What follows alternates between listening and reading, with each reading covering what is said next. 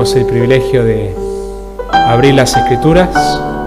Sabemos que cuando abrimos la Biblia no estamos simplemente abriendo un libro entre muchos libros, estamos abriendo un libro que tiene vida, que como dice Hebreos, tu palabra es una espada más penetrante que una espada de dos filos y que es viva y activa. Así que oramos que a través de la obra del Espíritu de Dios, en conjunto con tu palabra, nos muestres más a Cristo y prepares nuestro corazón para recibir lo que vos querés decirnos. Habla, Señor, a través de tu palabra. Es a través de tu palabra proclamada, Señor, que vos hablas. Así que rogamos eso en el nombre de Jesús. Amén.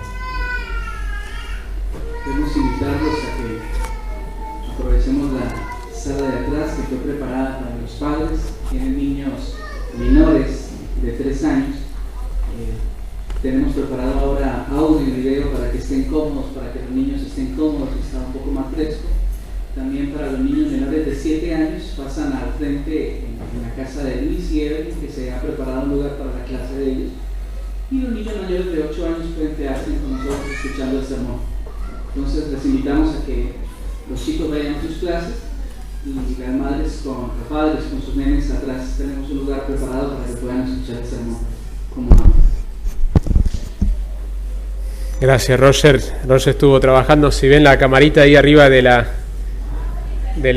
reloj, para que puedan observar la prédica con los niños chiquitos desde el cuarto, así que gracias por el trabajo duro con eso. No sé cuánto conocés de la historia de la iglesia en China. Yo no conozco mucho, pero he tenido la oportunidad de charlar con algunos misioneros de nuestra iglesia en Denton, que son misioneros en China, y escuchar un poco cómo funciona el trabajo ahí. Yo siempre pensé que había 2 iglesias principalmente, en realidad hay 3. Está la iglesia ilegal, que se juntan en casas, que están juntándose en contra de las leyes del gobierno. Está la iglesia cristiana, que está controlada por el gobierno, que hay ciertas enseñanzas que son correctas, pero otras que no pueden enseñar. Entonces hay más regulación y menos libertad de proclamar libremente todo el consejo de Dios.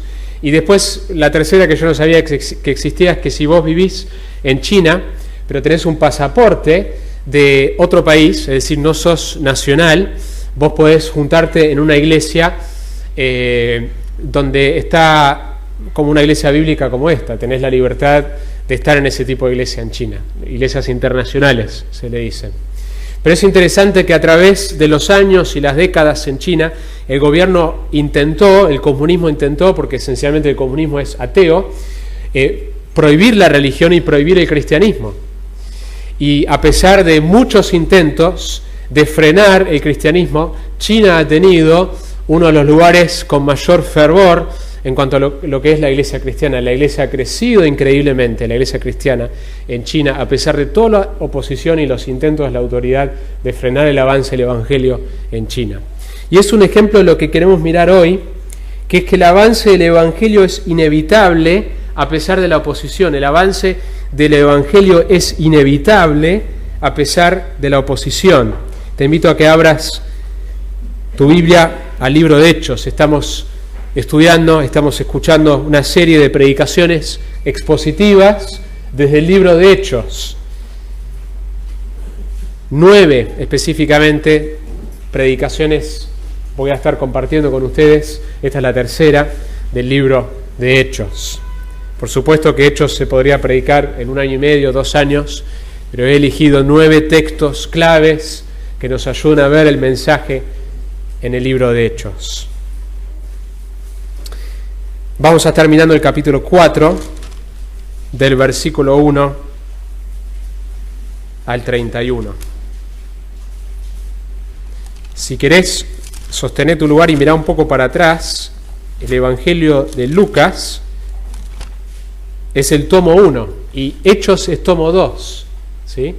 Lucas le escribe a Teófilo en el principio del Evangelio, explicando que lo que él escribió es resultado de consulta de testigos oculares, que no son leyendas, que el Evangelio está basado en cosas históricas que sucedieron. Y al final de Lucas, en el capítulo 24,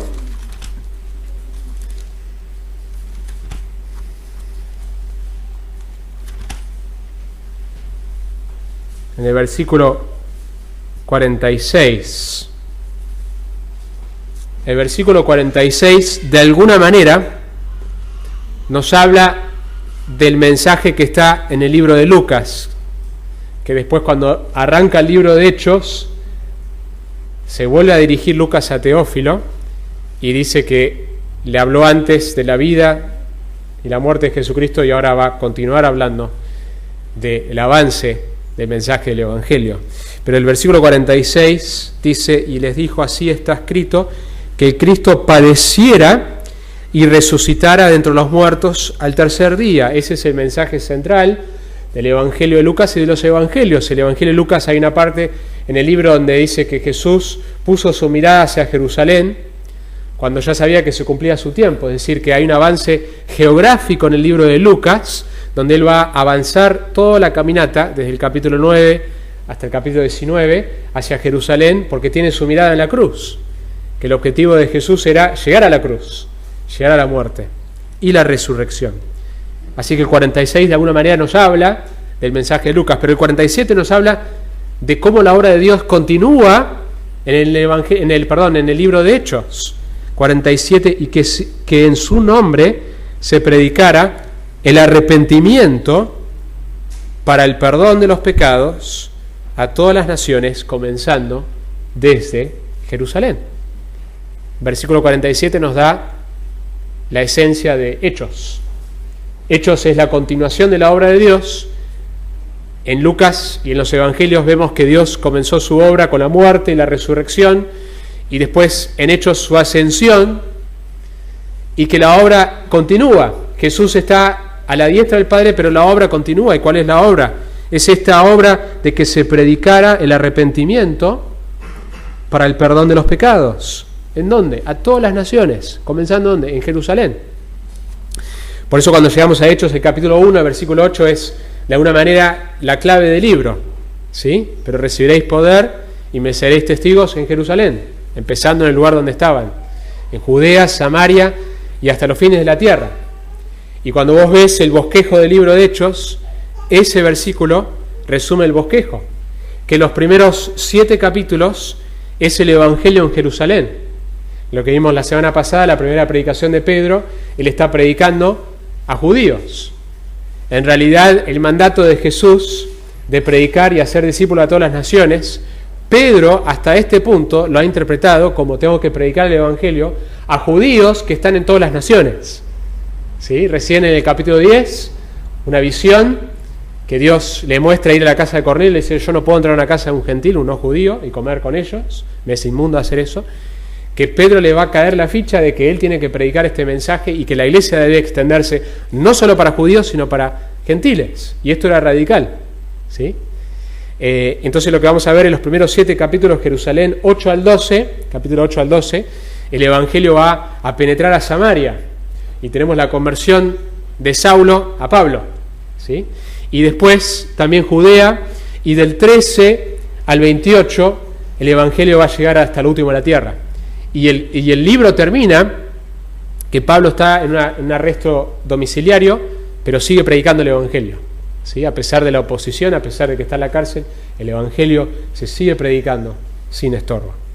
Y ese es el mensaje de Lucas, que la obra de Dios, que comenzó con la persona de Jesucristo, su muerte, su resurrección, continúa su obra a través del Espíritu Santo, a través de la iglesia que se va extendiendo desde Jerusalén hasta lo último de la tierra. Y de alguna manera nosotros somos Hechos 29. ¿Sí? Hay una organización de plantación de iglesias que se llama eso justamente, Hechos 29. No hay un capítulo 29. Nosotros, Dios está escribiendo los próximos capítulos de Hechos a través de la historia, lo que Él está haciendo, extender el Evangelio a todas las naciones.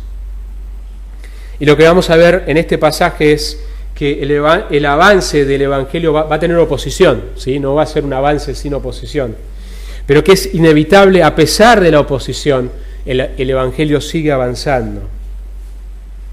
Nosotros habíamos mirado lo último, capítulo 2, Pedro predica, habían pasado 3 cosas en Pentecostés, las lenguas de fuego, había sucedido que la gente escuchó un ruido muy fuerte y se acerca de curiosidad para saber qué fue ese ruido, y había pasado que las lenguas que ellos hablaban no era algo misterioso, eran lenguas, idiomas específicos. Y dijimos que Pentecostés no es un evento para repetir, como la cruz. Calvario no es un evento repetible. Hay elementos que podemos mirar, la unidad de la iglesia, su fervor, su espera en el Señor, pero Pentecostés en sí es un evento irrepetible, así como lo es Calvario. Es un evento repetible, es algo único en la historia que Dios está haciendo, que por primera vez el Espíritu de Dios viene a morar permanentemente dentro de los cristianos.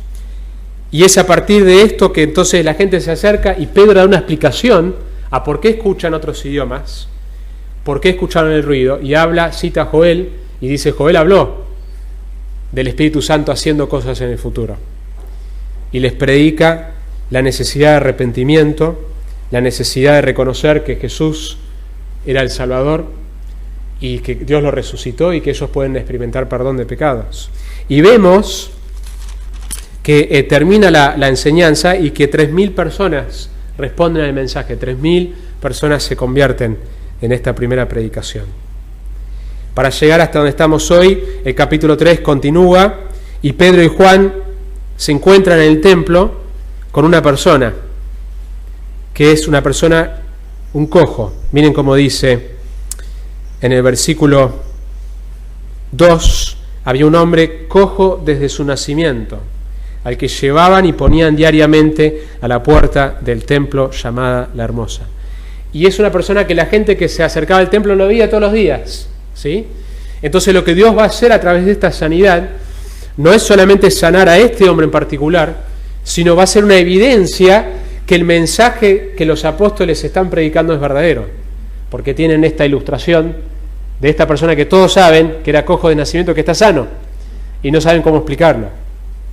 Y es así entonces que Pedro da su segundo sermón, y en el proceso de dar su segundo sermón llegamos al capítulo 4, que dice así: mientras ellos hablaban al pueblo, imagínense, están en el templo, se les echaron encima los sacerdotes, el capitán de la guardia del templo y los saduceos. Había 2 grupos principalmente que vemos en los evangelios que se estaban oponiendo a Jesús. ¿Saben quiénes eran? Los fariseos y los saduceos, ¿sí? Los fariseos se oponían al mensaje de Jesús más por razones religiosas, convicciones erróneas, aunque sabemos que ellos amaban al dinero, amaban el poder. Pero los saduceos eran más, su oposición era más por motivaciones políticas. Tenían mucho poder, pertenecían a la clase alta, los fariseos pertenecían a la clase media, eran aristócratas ricos y en muchas maneras controlaban todo, controlaban la vida política y religiosa de los judíos. Cuando vemos la persecución que ocurre en el libro de Hechos de la iglesia cristiana, viene principalmente a través de los saduceos. Tenían mucho poder para poder justamente meter a la iglesia, personas de la iglesia en la cárcel. Y a través de la historia vemos lo mismo. Frecuentemente son personas en poder, a veces con convicciones religiosas, a veces convicciones políticas, que han perseguido a la iglesia cristiana, porque el mensaje resulta algo que confronta su poder o que amenaza su poder. Y lo mismo vemos en el libro de Hechos, como vemos en la historia de la iglesia. El deseo de callar el mensaje del cristianismo. También los saduceos, otro dato es que ellos negaban el mundo espiritual, negaban la resurrección. En una reunión muy parecida que van a tener los apóstoles Juan y Pedro con el concilio donde hay saduceos, Pablo hace algo muy piola, diríamos. En Hechos 23, 7 al 9 más adelante, que nos da un poco de luz de quiénes eran los saduceos y quiénes eran los fariseos. Entonces Pablo, dándose cuenta de que una parte eran saduceos y otros fariseos, estaba en una situación similar a la que van a estar Pedro y Juan, que van a estar expuestos al juicio de este concilio, que está compuesto principalmente por saduceos. Él estaba en un grupo y mira y ve que hay fariseos, ve que hay saduceos. Alzó la voz en el concilio, y miren qué viveza. Hermanos, yo soy fariseo, hijo de fariseos. Pues ahí se está identificando con los fariseos. Se me juzga a causa de la esperanza de la resurrección de los muertos. Los fariseos y los saduceos debatían, porque los fariseos creían en la resurrección, los saduceos lo negaban. Cuando dijo esto, se produjo un altercado entre los fariseos y los saduceos, y la asamblea se dividió. Él sabía que esto iba a ser el producto. Porque los saduceos dicen que no hay resurrección, ni ángel, ni espíritu. El texto mismo te aclara sus creencias. Mas los fariseos creen todo esto.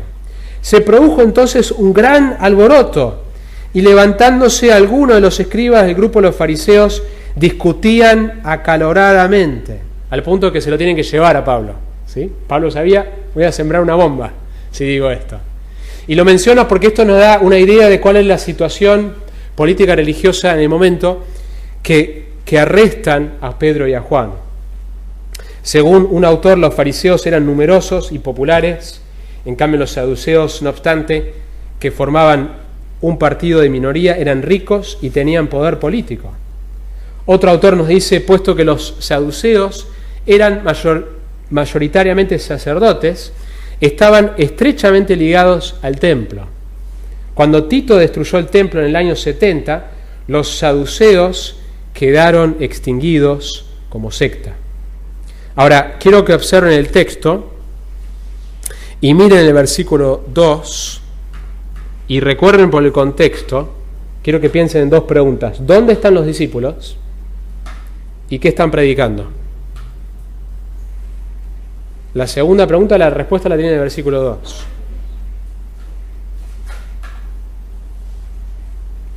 Indignados porque enseñaban al pueblo y anunciaban en Jesús la resurrección de los muertos. Están para ellos diciendo una herejía, porque para ellos no existe la resurrección de los muertos. Y segundo, por el contexto sabemos que están en el templo, el lugar de ellos. Sería como si yo predicara en la Catedral de La Plata, o aún mejor en el Vaticano, o logro meterme en una de las mega iglesias evangélicas en Latinoamérica y confronto y enseño cosas del Evangelio que contradicen ya sea la doctrina católica o la doctrina del Evangelio de la prosperidad.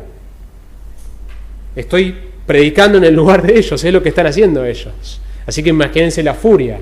Están en el templo, en el lugar de ellos, y están predicando la resurrección de los muertos.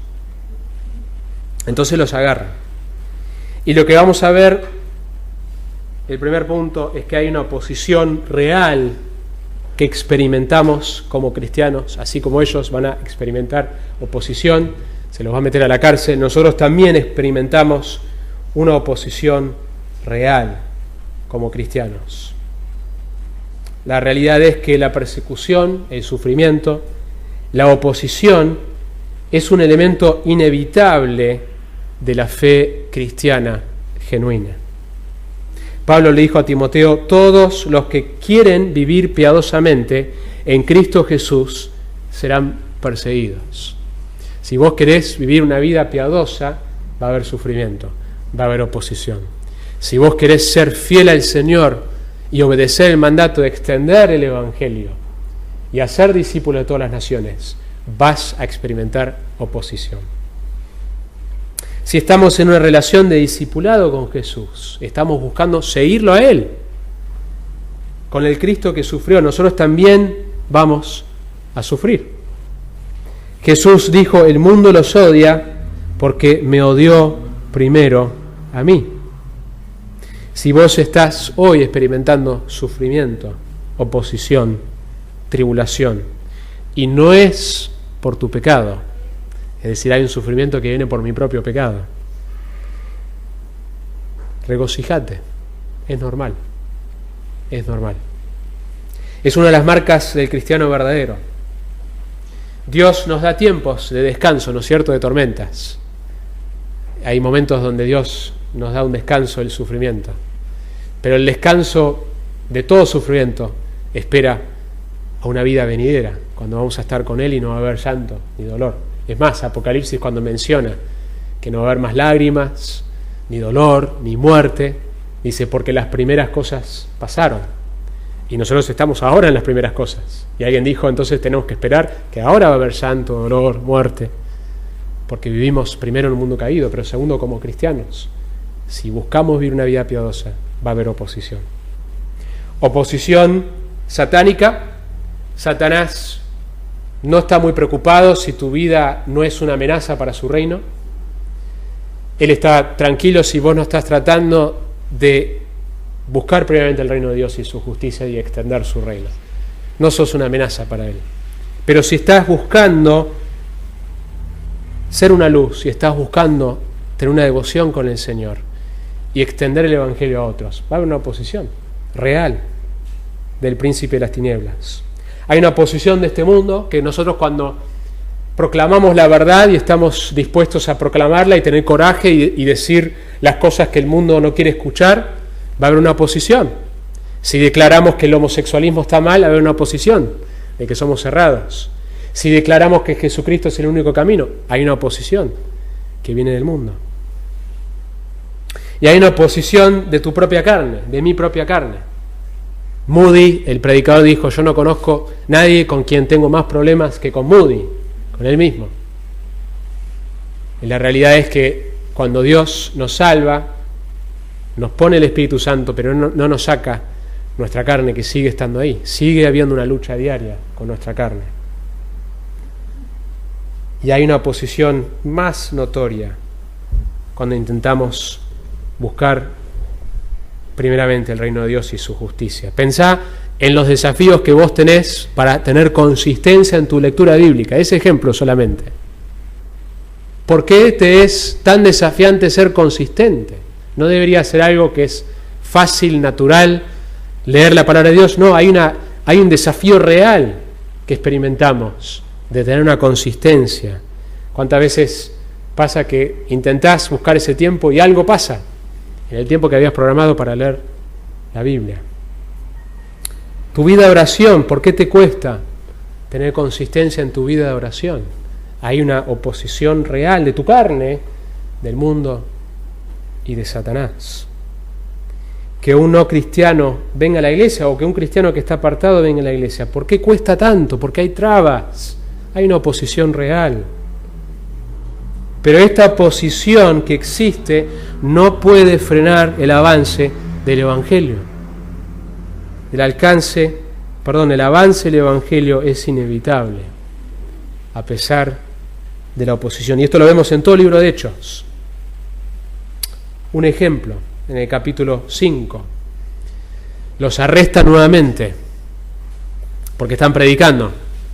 Vamos a ver en este capítulo que son arrestados y se los deja ir libres y le dicen, no prediquen más en el nombre de Jesús. Y lo siguen haciendo.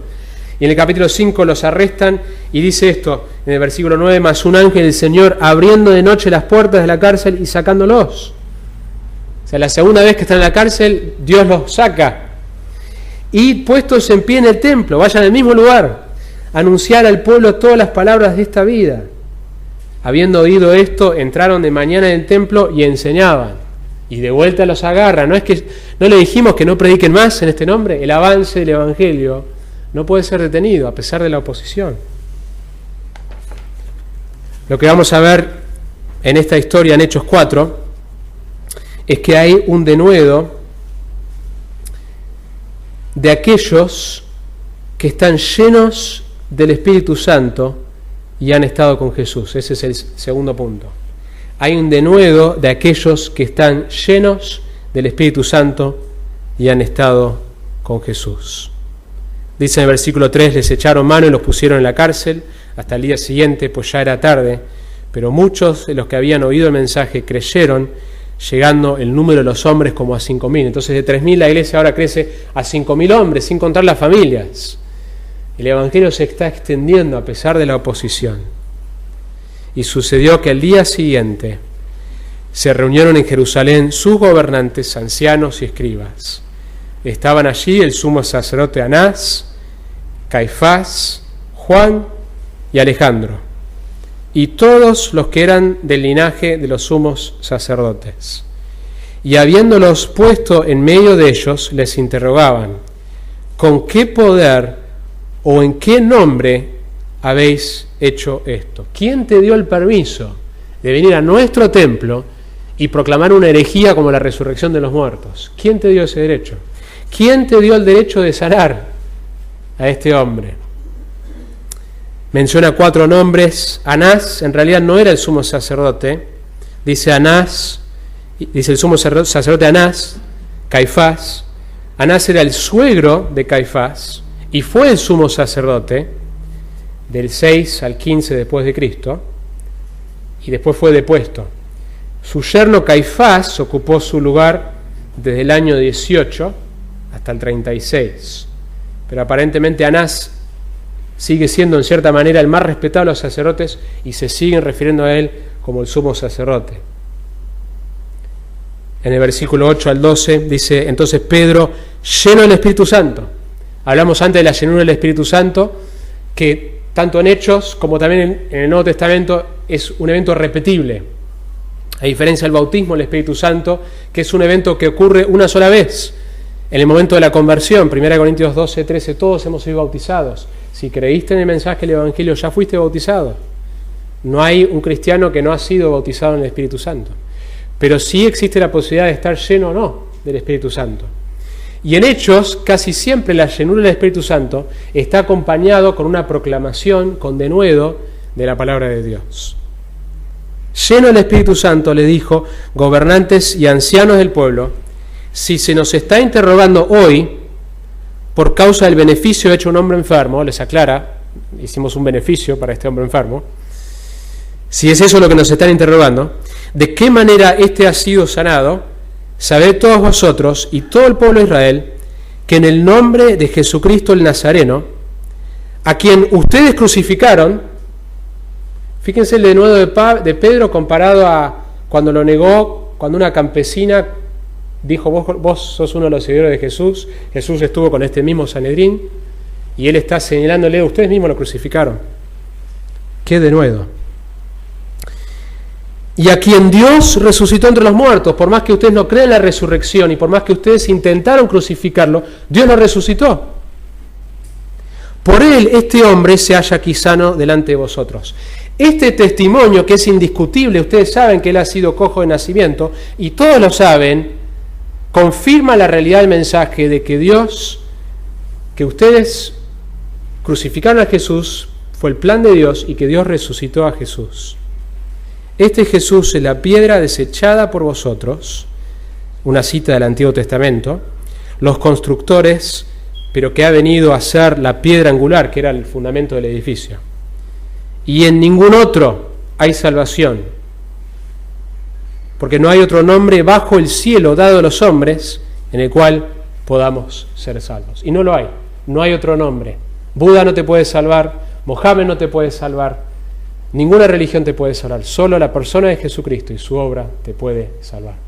No hay otro nombre. Y se lo está diciendo a Israel, a nivel nación. Si ustedes quieren salvarse, necesitan reconocer que ustedes crucificaron al autor de vida, arrepentirse y recibirlo a Él como Salvador. El concilio que ellos están delante de este concilio, o sea, el Sanedrín, era la Corte Suprema y el cuerpo administrativo de los judíos, que estaba compuesto por 71 miembros, en su mayoría eran saduceos, incluyendo al sumo sacerdote. Y en Hechos esta es la primera de 4 veces que los seguidores de Jesús son traídos ante el Sanedrín. Y el libro termina y el Evangelio sigue avanzando, y este es el mensaje de esta porción de Hechos, de esta prédica. El Evangelio avanza a pesar de la oposición. Qué denuedo que Pedro tiene en estos versículos. La llenura del Espíritu Santo me da la capacidad, y te da a vos la capacidad, de tener un denuedo y un coraje que yo no tendría. Están delante del mismo concilio que sentenció a Jesús a la muerte hace no mucho tiempo. Se cuenta la historia de Federico II el Grande, rey de Prusia, que llamó a todos sus generales, y uno de ellos era Hans von Zieten, que tenía unas tareas para hacer en la iglesia, como también participar de la cena esa noche, así que rehusó venir. Fue invitado nuevamente a cenar con todos los generales y con Federico II. Se burlaban de su fe en esta cena, y von Zieten se paró y le dijo a su gobernador intimidante: mi rey, hay un rey que es mayor que usted, un rey a quien yo he jurado lealtad aún hasta la muerte. Soy un hombre cristiano y no puedo sentarme en silencio mientras que el nombre del Señor es deshonrado, su carácter menospreciado y su causa puesto en ridiculez. Con su permiso, saldré. Hubo silencio porque los generales sabían que esto podría significar la muerte. Pero Federico el Grande estaba tan impactado por el coraje de este hombre que le rogó quedarse con él y le prometió que nunca permitiría que se burlaran de esas cosas sagradas. Es una obra de Dios que podamos tener el coraje para hacer lo que hizo Pedro y para hacer lo que hizo este hombre, o para hacer lo que te toca hacer en tu trabajo. Es un coraje que viene de la obra de Dios y de mi dependencia, de que Él me llene y me dé la capacidad. Hay un denuedo, ese es el segundo punto entonces, de aquellos que están llenos del Espíritu Santo y han estado con Jesús. Miren el versículo 13 cómo continúa. Al ver la confianza de Pedro y de Juan, y dándose cuenta de que eran hombres sin letras y sin preparación, se maravillaban y reconocían que ellos habían estado con Jesús. Qué increíble. Esto no es un argumento en contra de la capacitación. Pablo, Dios va a usar todos sus conocimientos que él tenía como no cristiano. Moisés, Dios usó su educación. De hecho, hombres de Dios que no tienen capacitación tienen el deseo de capacitarse y se capacitan. Pero el punto es que lo que más resalta de estos hombres, junto con su coraje, no es su posición, eran pescadores, no es sus credenciales, no pertenecían tampoco a algo oficial dentro de la religión del judaísmo, no es su educación ni su posición social, sino que era evidente que habían estado con Jesús. ¿Y no debería ser lo mismo con vos y conmigo? Que lo que más la gente debería notar no son estas cosas, sino que es una persona que ha estado con Jesús. Tu esposo, tu esposa lo puede ver. Él estuvo con Jesús. Ella estuvo con Jesús hoy. Es evidente. Hay algo distinto. Alexander McLaren dijo: un alma que está habitualmente en contacto con Jesús va a empaparse con la dulzura que viene de Él. Como la ropa que se guarda en un cajón con algo perfumado absorbe la fragancia. Que las personas puedan observar que lo que más se resalta es: vos estuviste con Jesús, es evidente. No es simplemente que leíste la Biblia, no es simplemente que oraste y leíste la Biblia para estar con Jesús, y que como consecuencia el Espíritu Santo manifiesta el carácter de Jesús en tu persona. Cuando estamos llenos del Espíritu Santo, Cristo es el enfoque de nuestra vida. El Espíritu Santo no se promueve a Él mismo en las Escrituras, promueve a Cristo. La manera que uno sabe que alguien está lleno del Espíritu Santo es porque está promoviendo a Cristo en su carácter y en sus palabras. Miren cómo continúa la historia, versículo 14 al 17. Viendo junto a ellos, de pie, al hombre que había sido sanado. No tenían nada que decir en contra, están callados, no pueden decir nada. Es irrefutable la evidencia. Pero habiéndoles ordenado salir fuera del concilio, deliberaban entre sí, diciendo: ¿qué haremos con estos hombres? Porque el hecho de que un milagro notable ha sido realizado por medio de ellos es evidente a todos los que viven en Jerusalén y no podemos negarlo. Mas a fin de que no se divulgue más entre el pueblo, amenacémoslos para que no hablen más a hombre alguno en este nombre. Cuando ellos se juntan a dialogar, no están interesados a decir: che, fijémonos, si esta persona fue sanada, tiene que haber una explicación, quizás el mensaje que ellos tienen sea verdad y necesitamos nosotros reaccionar y cambiar. No se les pasa por la mente pensar en eso. No están interesados en la verdad. Y pasa frecuentemente con el ser humano que no está interesado en la verdad, no importa cuánta apologética vos le mostrás, porque no quiere conocer la verdad. No trataron de evaluar la veracidad de lo que ellos estaban diciendo, sino simplemente cómo hacemos para frenar esto, lo que China intentó hacer con el Evangelio, ¿cómo hacemos para frenarlo? Los vuelven a llamar, versículo 18 al 22, cuando los llamaron les ordenaron no hablar ni enseñar en el nombre de Jesús. Mas respondiendo Pedro y Juan les dijeron, vosotros mismos juzgad si es justo delante de Dios obedecer a vosotros antes que a Dios. Porque nosotros no podemos dejar de decir lo que hemos visto y oído. Y ellos, después de amenazarlos otra vez, los dejaron ir, no hallando la manera de castigarlos, por causa del pueblo, porque todos glorificaban a Dios por lo que había acontecido. Porque el hombre en quien se había realizado este milagro de sanidad tenía más de 40 años. Una historia de 40 años de esta persona que todos sabían que era cojo y de pronto está sano y no tienen explicación, no tienen manera de refutar lo que ellos están diciendo. Hay momentos donde es correcto desobedecer una autoridad.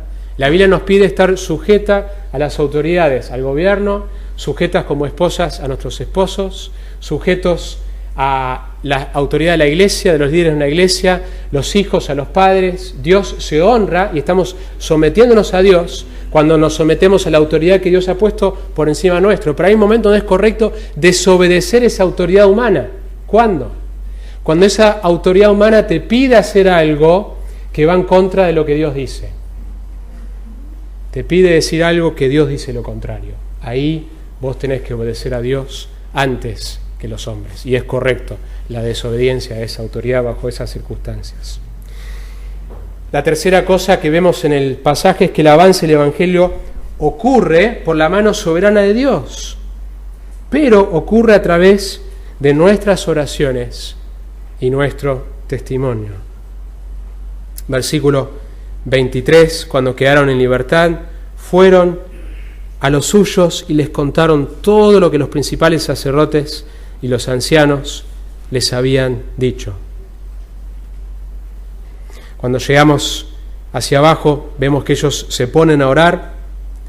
En versículo 24, unánimes alzaron la voz a Dios. Versículo 29, y ahora, Señor, considera sus amenazas y permite que tus siervos hablen tu palabra con toda confianza. Y termina el texto y están llenos del Espíritu Santo y hablan la palabra de Dios con valor. La palabra y el Espíritu no pueden separarse. La palabra y la oración no deben separarse. Van juntos. El resultado de la llenura del Espíritu Santo es proclamar la palabra con denuedo, extender el Evangelio con denuedo. En el libro de Hechos eso es lo que vemos. En Hechos vemos que Dios, en el principio del libro, es el que envía al Espíritu Santo. Es Dios que lo saca de Jerusalén en 8:1, a través de la persecución. Alguien dijo que cuando la iglesia falla en hacer Hechos 1:8, expander el Evangelio, Jerusalén, Judea, Samaria, hasta los fines de la tierra, cuando fallamos en hacer Hechos 1:8, Dios nos envía Hechos 8:1, la persecución de la iglesia. Que Dios los esparce a través de la persecución para que sean testigos en todo el mundo. Y a veces a través de la historia Dios usa las circunstancias para esparcir el Evangelio. Es una obra de Dios. Vemos que Pedro, Dios lo tiene que un poco mover a regañadientes a que entre a la casa de Cornelio. Es Dios que permite que Pablo esté en la cárcel, pero a través de la cárcel escribe las cartas, algunas de las cartas que tenemos, y le predica a las autoridades que lo están cuestionando. Y esto es lo que vemos en Hechos, el mismo mensaje que vemos en este capítulo. El avance del Evangelio es inevitable, a pesar de la oposición. Pero vemos el poder de la oración en esta última sección, que Dios quiere avanzar el Evangelio en mi vida y en tu vida a través de la oración, a través de la oración. Se le preguntó al predicador Spurgeon cuál era el secreto de su ministerio. Él dijo: mi iglesia ora por mí. Agustín dijo, orá como si todo dependiera de Dios y trabajá como si todo dependiera de vos. La oración no es un escape a nuestra responsabilidad, es nuestra respuesta a la habilidad de Dios. La verdadera oración nos capacita, nos da fuerza para el servicio y para la batalla. Un autor, Phillips Brooks, dijo, no ores por vidas fáciles, orá para que seas una mujer, un hombre fuerte. No ores por trabajos iguales a tus capacidades, orá por capacidades iguales a los trabajos que Dios quiere que hagamos. Y esto es lo que vemos, que ellos no están amenazados con la oposición, oran que ellos puedan seguir extendiendo el mensaje del Evangelio. Otro autor, un evangelista, Torrey, decía lo siguiente, orá por cosas grandes, esperá cosas grandes, trabajá por cosas grandes, pero sobre todo, orá. Y qué bueno que seamos recordados de hacer esto como iglesia. Yo creo que estamos en un tiempo especial en Latinoamérica, donde hay una gran porción de personas que están empezando a ver el desvío de la iglesia de las Escrituras. Y hay un hambre que no ha habido antes de volver a las Escrituras. Y algunos hasta hacen la observación de que estamos quizás cerca de un verdadero avivamiento en Latinoamérica. Oremos por esto. Oremos que Dios extienda su reino en Citibel, los alrededores y en Argentina. ¿Estás orando por el avance del Evangelio a pesar de la oposición? ¿Estás siendo intencional en tu testimonio con otros de cómo vos podés ser luz en el contexto en que Dios te ha puesto, a pesar de la oposición? Dios quiere usarte a vos. Dios lo va a hacer. Él es soberano. Y lo vemos en Hechos. No depende de los fracasos de Pedro, ni del fracaso de Jonás para que llegue la proclamación del arrepentimiento a Nínive.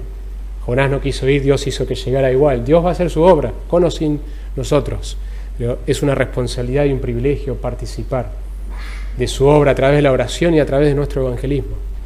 Que el Señor nos ayude a ser fiel en estas cosas. Oramos. Señor, gracias por este pasaje que nos muestra que el Evangelio se extiende a pesar de nosotros, a pesar de la oposición. Pero queremos ser partes, Señor, de tu obra. Qué privilegio que podemos ser partes en experimentar la llenura en momentos donde naturalmente tendríamos temor de proclamar la verdad, quizás con un pariente, con un amigo, con un vecino, quizás con alguien que ya es evangélico pero confrontando la verdad del Evangelio, quizás con alguien que es no cristiano. A veces quizás con los que más tenemos cerca nos cuesta más hablar del Evangelio. Pero Señor, oramos para que nosotros podamos ser como los apóstoles, que era evidente que habían estado con Jesús, que nosotros sea evidente cuando estamos con otros que no te conocen. Es evidente que estamos con vos. No podemos en nuestras propias fuerzas proclamar este mensaje. Queremos ser una evidencia a otros de que somos mujeres y hombres que han estado con Jesús y de que nos rendimos a la llenura del Espíritu Santo para proclamar con denuedo tu mensaje que trae salvación. Oramos esto en el nombre de Jesús. Amén.